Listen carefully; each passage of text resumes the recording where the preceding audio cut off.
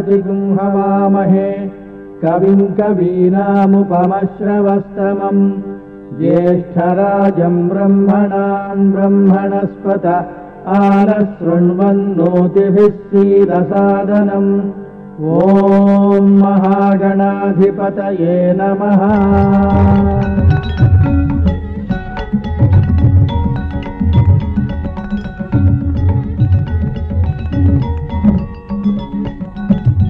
प्राकानिषादपरचं निजहस्तपद्मै पाशाङ्कुशभयवरान्ददतं गजस्यां शुक्लाम्बरं सकलदुःखहरं गणेशं प्रसन्नमखिलार्तितमादिदेवं पाशाङ्कुशधरं देवं सर्वसिद्धिप्रदायकं लक्ष्मी गणपतिं ध्यायेत् मम सिद्धिप्रदायकम्।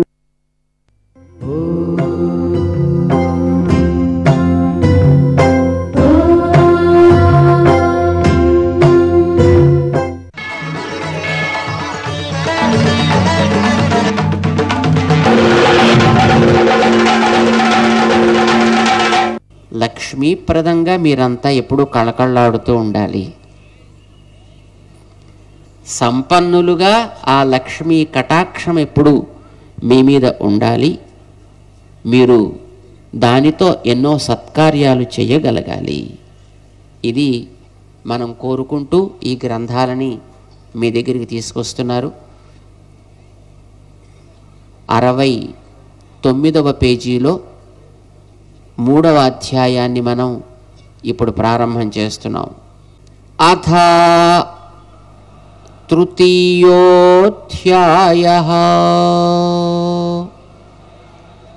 కర్మయోగః. అర్జున ఉవాచ జ్యాయసి చేత్ కర్మణస్తే మతా బుద్ధిర్జనార్దన తత్ కిం కర్మణి ఘోరే మాం నియోజయసి కేశవ. జ్యాయసి చేత్ కర్మణస్తే మతా బుద్ధిర్జనార్దన తత్ కిం కర్మణి ఘోరే మాం నియోజయసి కేశవ. వ్యామిశ్రేణైవ వాక్యేన బుద్ధిం మోహయసీవ మే తదేకం వద నిశ్చిత్య येन श्रेयोऽहमाप्नुयाम्.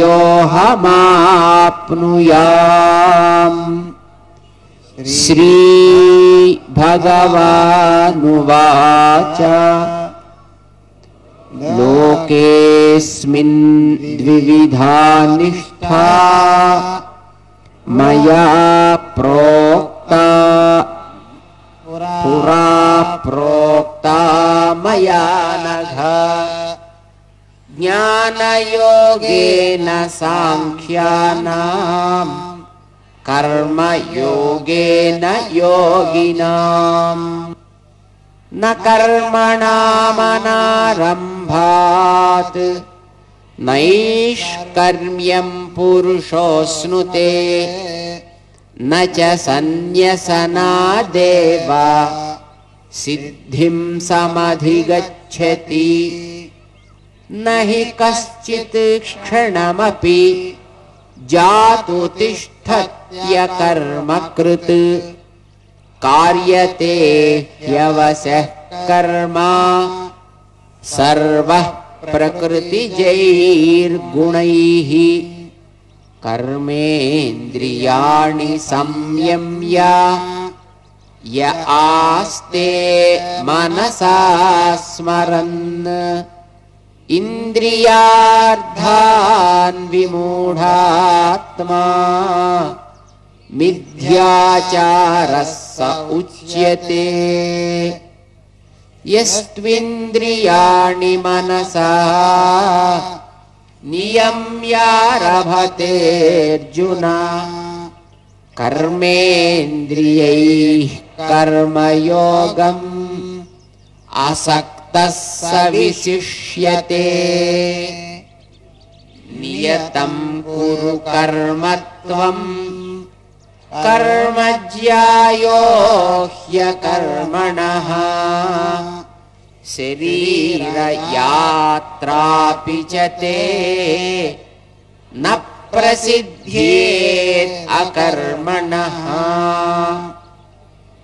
यज्ञार्थात् कर्मणोऽन्यत्र लोकोऽयं कर्म बन्धनः तदर्थं कर्म कौन्तेय मुक्तसङ्गः समाचर सह यज्ञैः प्रजा सृष्ट्वा पुरोवाच प्रजापतिः अनेन प्रसविष्यध्वम् एष वोस्त्विष्टकामधुक् देवान् भावयतानेन ते देवा भावयन्तु वः परस्परं भावयन्तो श्रेयः परमवाप्स्यथ इष्टान् भोगान् हि वो देवाः दास्यन्ते यज्ञभाविताः तैर्दत्ता न प्रदायैभ्यो यो भुङ्क्तेस्तेन एव सः यज्ञशिष्टासिनः सन्तो मुच्यन्ते सर्वकिल्बिषैः भुञ्जते ते त्वघं पापाः ये पचन्त्यात्मकारणात् अन्नात् भवन्ति भूतानि पर्जन्यादन्नसम्भवः यज्ञात् भवति पर्जन्यो यज्ञः कर्मसमुद्भवः कर्म ब्रह्मोद्भवं विद्धि ब्रह्माक्षरसमुद्भवम् तस्मात् सर्वगतं ब्रह्म नित्यं यज्ञे प्रतिष्ठितम् एवं प्रवर्तितं चक्रं नानुवर्तयति हयः अघायुरिन्द्रियारामः मोघं पार्थ स जीवति यस्त्वात्मरतिरेव स्यात् आत्मतृप्तश्च मानवः आत्मन्येव च संतुष्टः तस्य कार्यं न विद्यते नैव तस्य कृतेनार्थो नाकृते नेह कश्चन न चास्य सर्वभूतेषु कश्चिदर्थव्यपाश्रयः तस्मादसक्तः सततं कार्यं कर्म समाचर असक्तो ह्याचरन् कर्म परमाप्नोति पूरुषः कर्मणैव हि संसिद्धिम् आस्थिता जनकादयः लोकसङ्ग्रहमेवापि सम्पश्यन् कर्तुमर्हसि यद्यदाचरति श्रेष्ठः तत्तदेवेतरो जनः स यत्प्रमाणं कुरुते लोकस्तदनुवर्तते न मे पार्थास्ति कर्तव्यं त्रिषु लोकेषु किञ्चन नानवाप्तमवाप्तव्यं वर्त एव च कर्मणि यदि ह्यहं न वर्तेयं जातु कर्मण्यतन्द्रितः मम वर्त्मानुवर्तन्ते मनुष्याः पार्थ सर्वशः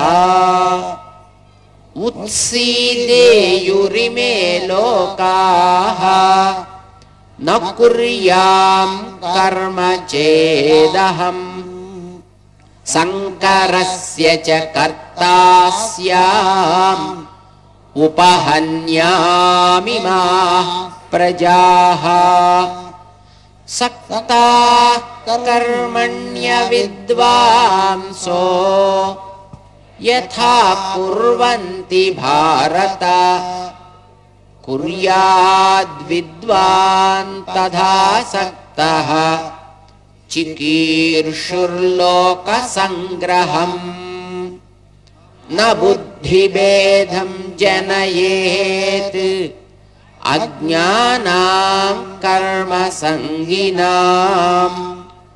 जोषयेत् सर्वकर्माणि विद्वान् युक्तः समाचरन् तान् अकृत्स्नविदो मन्दान् कृत्स्नविन्न विचालयेत् मयि सर्वाणि कर्माणि सन्न्यस्याध्यात्मचेतसा निराशीर्निर्ममो भूत्वा युध्यस्व विगतज्वरः ये मे मतमिदं नित्यम् अनुतिष्ठन्ति मानवाः श्रद्धावन्तो न सूयन्तो मुच्यन्ते तेऽपि कर्मभिः ये त्वेतदभ्यसूयन्तो नानुतिष्ठन्ति मे मतम् सर्वज्ञानविमूढांस्तान् विद्धि नष्टान चेतसः सदृशं चेष्टते स्वस्याः प्रकृतेर्ज्ञानवानपि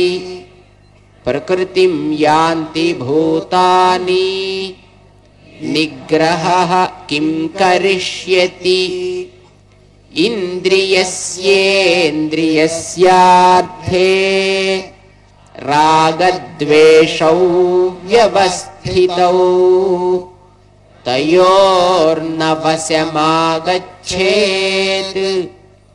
तौ यस्य परिपन्थिनौ श्रेयान् स्वधर्मो विगुणः परधर्मात् स्वनुष्ठितात् स्वधर्मे निधनं श्रेयः परधर्मो भयावहः अर्जुन उवाच अध केन प्रयुक्तोऽयं पापं चरति पूरुषः अनिच्छन्नपि वार्ष्णेया बलादिव नियोजितः श्रीभगवानुवाच काम एषः क्रोध एषः रजो गुणसमुद्भवः महासेनो महापाप्मा विध्येनमिह वैरिणम् ధూమేనావ్రియతే వహ్నిః యథా దర్శో మలేన చ యథోల్బేనావృతో గర్భః తథా తేనేదమావృతం. ఆవృతం జ్ఞానమేతేన జ్ఞానినో నిత్యవైరిణా కామరూపేణ కౌంతేయం. ఇంద్రియాణి పరాణ్యాహుః ఇంద్రియేభ్యః పరం మనః మనసస్తు పరా బుద్ధిః యో బుద్ధేః పరతస్తు సహా. ఏవం బుద్ధేః పరం బుద్ధ్వా సంస్తభ్యాత్మానమాత్మనా జహి శత్రుం మహాబాహో కామరూపం దురాసదం. ఏవం బుద్ధేః పరం బుద్ధ్వా సంస్తభ్యాత్మానమాత్మనా జహి శత్రుం మహాబాహో కామరూపం దురాసదం. శ్రీకృష్ణ పరబ్రహ్మణే నమః. ఇతి శ్రీమద్భగవద్గీతాసు ఉపనిషత్సు బ్రహ్మ విద్యాయాం యోగశాస్త్రే శ్రీకృష్ణార్జున సంవాదే కర్మయోగో నామ తృతీయోऽధ్యాయః.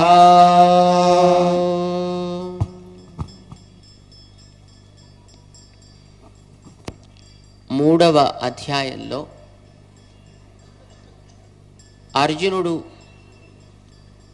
నన్ను పని చేయమంటున్నావు, జ్ఞానం పొందమని అంటున్నావు. జ్ఞానం పొందాలి అనంటే పనులు చేస్తుంటే అడ్డు, పనులు చేస్తుంటే జ్ఞానం పొందడానికి కుదరదు. జ్ఞానమేమో ఒకదాన్ని గురించి పొందాలి, పనులేమో ఎన్నిటి గురించో చేయాలి. దీనికి దానికి పరస్పర వైరుధ్యం కనిపిస్తోంది.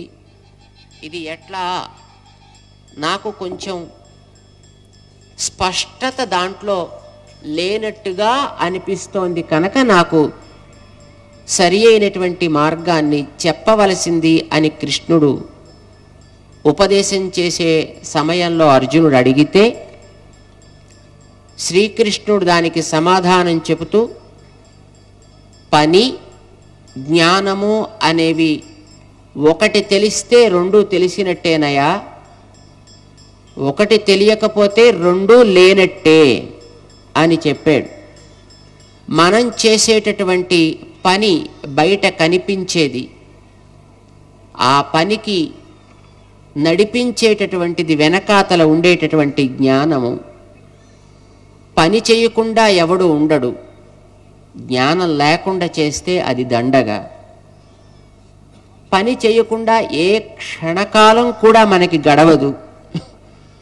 కొందరు మాకు జ్ఞానం కలిగిపోయింది అని అనుకుంటూ పని మానితే అలాంటి వాళ్ళని మిథ్యాచారులు అని అంటారు.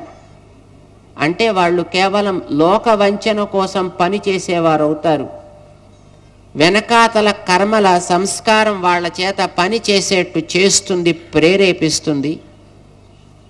తెలివి కలగక చేస్తే అది తప్పుదారి పట్టిస్తుందయా. అంచేత తెలివిని పొందు, పనిని చేయి. పని చేయడం కోసమనే ఈ మానవ శరీరం ఏర్పడ్డది. అసలు ఇది వచ్చిందంటేనే దానికోసం వచ్చింది. ఈ శరీరాలతో నువ్వు ఉన్నంత వరకు దీనిని భూతము అని అంటారు. మనమందరం కూడా భూతాలమే. అయితే మనం మంచి భూతాలం, టీవీల్లో చూపించేవి చెడ్డ భూతాలు. మంచి భూతాలుగా మనం ఉండాలంటే వీటిని ఎట్లా వాడాలో తెలుసుకోవాలయ్యా. ఇది ఒక చక్రం ఏర్పరిచి నేను పెట్టా. దీనిని అతిక్రమించిన వాడు పాపి, దీనిని అనుసరించిన వాడు నాకు ప్రియుడవుతాడు. లోపల జీవుడు ఉన్నంత వరకు ఈ శరీరాలు ఆహారం వల్ల సాగుతాయి. ఆహారం వాన వల్ల వస్తుంది. వాన మనం చేసే మంచి పనులు, మంచి జ్ఞానంతో సంకల్పం వల్ల ఏర్పడతాయి. వాన రావాలి అనంటే ఇక్కడ మనం ముందర చేసుకుంటున్నట్టుగా చేసే యజ్ఞాదుల వల్ల ఏర్పడతాయి. ఆ యజ్ఞం అనేది ఒక కర్మ, ఒక కార్యక్రమం అన్నమాట. చేతులతో, సమిధలతో, రకరకాల సాకల్యంతో, ఒక సృక్కు స్రువం అనేటటువంటి సాధనాలతో అగ్నిలో చేసేటటువంటి ఒక కార్యం. అది చేయాలి అనంటే శరీరం ఉండాలి. ఆ శరీరం పెరుగుతూ ఉంటుంది కనుక, కర్మలని పెంచుతూ ఉంటుంది కనుక దానికి బ్రహ్మ అని పేరయా. ఆ శరీరం పని చేయాలంటే లోపల అక్షరమైనటువంటి జీవుడు ఉండాలి. ఆ జీవుడు శరీరము కలిస్తే భూతం అంటారు. ఆ భూతం తిరిగి మళ్ళీ అన్నం వల్ల పనిచేస్తుంది. అన్నం వాన వల్ల, వాన యజ్ఞం వల్ల, యజ్ఞము కర్మ వల్ల. కర్మ అనేది శరీరం ద్వారా జరగాలి. శరీరం ఆత్మ ఉంటే ఉంటుంది. శరీరం ఆత్మ కలిస్తే అది భూతం, అది తిరిగి అన్నం వల్ల. ఇది ఒక చక్రం సుమా. అయితే ఈ చక్రానికి మధ్య ఉండేటటువంటి ఇరుసు లాంటిది యజ్ఞం అనేది. యజ్ఞం అంటే ఇక్కడ హోమం చేస్తున్నట్టే నువ్వు నీ కర్తవ్యాన్ని సమాజంలో చేసేటప్పుడు ఒక్కొక్కటి ఇది మంచిదో కాదో, ఇది నాకు ఇష్టమో కాదో, ఇలాంటి అనుకూల అననుకూల భావాలు ఏర్పడతాయే. నీకు ఏది విధి విహితంగా ఏర్పడిందో అలాంటి దానిని ఈ యజ్ఞం చేసినప్పుడు ఒక దేవతకి చెందాలి అని ఎట్లా ఆహుతి అర్పిస్తాడో అట్లా నాకు చెందాలి అని భావంతో నువ్వు అర్పిస్తే అది యజ్ఞం అవుతుంది. మయి సర్వాణి కర్మాణి అని చెప్పాడు ఇందాక. అట్లా నువ్వు అర్పించినప్పుడు అది యజ్ఞం. దాని బాధ్యతను అప్పుడు నేను తీసుకుంటా. ఆ కర్మ నీకు చుట్టుకోకుండా ఉండేట్టు నేను చేస్తా. దానివల్ల మంచి లభించేటట్టుగా నేను చేస్తాను. అప్పుడు అది యజ్ఞం అవుతుంది. అలాంటి కర్మ వల్ల లభించేదేదో అది నీ జీవికగా స్వీకరిస్తేనే అప్పుడు నీ జీవితం అమృతత్వాన్ని ఇస్తుంది. అది మరచి చేస్తే అది దోషమవుతుంది సుమా. పాపం పెంచుకోవడానికి సాగించే జీవితం అవుతుంది. అప్పుడు వాడు చేసే పని వల్ల లభించే ప్రతి కణము కూడా వాడు పాపాన్ని తింటున్నట్టే అవుతుంది సుమా. అందుకే అట్లా తినకూడదయా. చేసే క్రియని నాకు అర్పించి యజ్ఞముగా మార్చి చేయవలసి ఉంటుంది సుమా. నేను కూడా నా మీద భారం పెట్టుకోకుండా చేస్తున్నాను చూసావా. మరి ఏ అవసరం లేనివాణ్ణి, అన్నీ నడిపేవాణ్ణి నేనే చేస్తున్నప్పుడు కర్మకి లోబడి ఉండేవాడివి, స్వతంత్రం అనేది బొత్తిగా చేతకాని వాడివి, నీవు మాత్రం చెయ్యవద్దా? ఒకవేళ చెయ్యను అని నువ్వు అనుకుంటే నీ శరీరమే నీకు ప్రేరేపణ కలిగించి నిన్ను ఏదో ఒక కార్యంలోకి అది తోస్తుంది. అది చెడు అయితే మొదటి స్థితి కూడా దిగజారి ఇంకా నువ్వు ఎక్కడికో పోతావు. అంచేత అలా పోకుండా నీ శరీరాన్ని సత్కార్యాల వైపు నడిపించడం కోసమనే నేనున్నాను వెనకాతల నీ లోపల. చేత నాయందు భారం పెట్టు, లేదా పైనుండే శరీరం మీద భారం పెట్టు. ఇటు కానీ అటు కాని పెట్టి నీ మీద ఏ భారమో లేకుండా ఉండేట్టు చేసుకుంటూ నువ్వు జీవితాన్ని సాగించవలసి ఉంటుంది. శరీరం ఉన్న ప్రతివాడు చేయాల్సింది బాధ్యత నెరవేర్చుట. దానికి స్వధర్మం అని అంటారు. పని చేయుట. పని మాని ఆత్మకి మాత్రమే నేను చెందినవాణ్ణి, అదే జ్ఞానాన్ని నేను పొందాను అని అనుకుంటూ పని శరీరంలో ఉన్నప్పుడు మానితే దానిని పరధర్మము అంటారు. శరీరం కంటే వేరైన పని అన్నమాట. నువ్వు శరీరంలో ఉన్నంత వరకు పని మానటానికి వీల్లేదు. అదే స్వధర్మము. అది నీకు విధిని పట్టి నువ్వు చేయాల్సి ఉంటుంది సుమా. నిజమే కృష్ణ, అట్లానే చేస్తా, కానీ మంచి చేద్దాం అనుకుంటున్నా ఏమిటో తెలియకుండా వెనకాతల నుంచి ఏదో ప్రేరణ వచ్చి నన్ను తోస్తూ ఉంటుంది, పాడు పనులే చేయిస్తుంది, ఏమిటది అని అడిగాడు అర్జునుడు. నిజమే, దానికే వెనకాతల సంస్కారాల వల్ల ఏర్పడ్డ కామము అని అంటారు. నీ వెనకాతల ఉండేటటువంటి ప్రకృతి యొక్క ఒక గుణమైన రజస్సు వల్ల ఏర్పడుతుంది. ఇది మొదట కోరికలు పుట్టిస్తుంది, అది తీరకపోతే కోపంగా మారుస్తుంది, అందులోంచి రకరకాల పనులు చేయిస్తుంది. కామ క్రోధాలనే రెండు ఆకులతోటి ఏర్పడే ఒక మొలక లాంటిది ఈ కామమునైనా. ఇది ఎప్పుడూ జీవుణ్ణి ఇక్కడ ఆశ్రయించుకునే ఉంటుంది, దాన్ని దులుపుతూ ఉండాల్సి ఉంటుంది, నిప్పు మీద బూడిద పట్టినట్టుగా. అయితే అది మళ్ళీ మళ్ళీ పడుతూనే ఉంటుంది, అద్దం మీద నువ్వు తుడుచుకున్నా దుమ్ము పడ్డట్టు. కనుక ఎప్పుడూ తుడుచుకుంటూ ఉండాలి. నేనే తుడిచేసుకుంటానులే అని అనడం తప్పు. గర్భంలో ఉండే శిశువు మీద మావి ఆవరించుకుంటే ఆ శిశువు దాన్ని ఏం చేసుకోలేనట్టుగానే నువ్వు తొలగించుకోగలిగినది కాదు ఈ కామం అనేటటువంటి శత్రువుని. అయితే అది తొలగి తీరాల్సిందే. బాధ్యత నా మీద పెట్టు, నేను దాన్ని సవ్యంగా సాగేట్టు చేస్తా. ఆ కామము క్షుద్రమైన వాటి తొలగి మంచి వాటి మీద సాగేటట్టుగా నేను దాన్ని మలుచుకుంటాను. అందుకే నేను నీ లోపలే ఉన్నానోయ్. నేను ఎక్కడున్నానని వెతికి వేసారి నువ్వు శ్రమ పడాల్సినటువంటి అవసరం లేదు సుమా. అందుకే కామ నివారకమైనటువంటి బాధ్యతని నా మీద పెట్టుట, తద్వారా పని చేయుటకే కర్మ యోగము అని పేరు. దాన్ని ఇప్పుడు నేను నీకు చెప్పాను సుమా అని శ్రీకృష్ణుడు చెప్పాడు. అయితే కృష్ణుడు చెప్పిన దాని యందు అర్జునుడికి విశ్వాసం కలగాలి అనంటే అది శాస్త్రసిద్ధమైన పరంపరాగతమైన ప్రాచీన విద్య అనేది తెలియాలి. 4వ అధ్యాయంలో దాన్ని తెలిపి బాధ్యతకి తగ్గట్టుగా పనిచేస్తూ దానిని భగవదర్పణ బుద్ధ్యా చెయ్యడమే స్వధర్మము అనేటటువంటి దానిని, కర్మయోగం అనే దానిని ఈవేళ నీకోసం నేనేం కొత్తగా కల్పించి ఏదో నిన్ను మభ్యపెట్టడం కోసం చెప్పేది కాదు సుమా. ఇది అనాదిగా వచ్చేది, నేనే దాన్ని అప్పుడప్పుడు చెప్తూ ఉంటా అని ఈ చెప్పిన దానివల్ల కలిగిన సందేహాలకి సమాధానాలు ఇస్తాడు.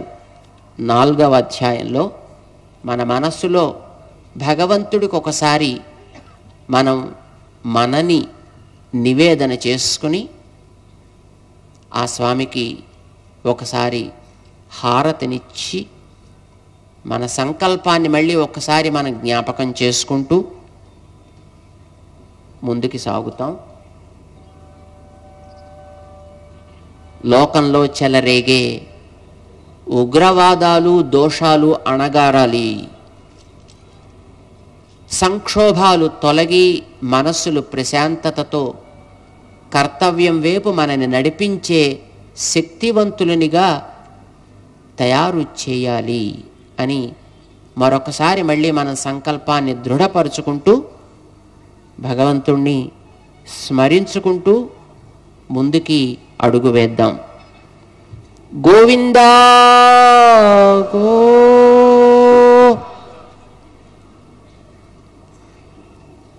అథ చతుర్థోధ్యాయః జ్ఞా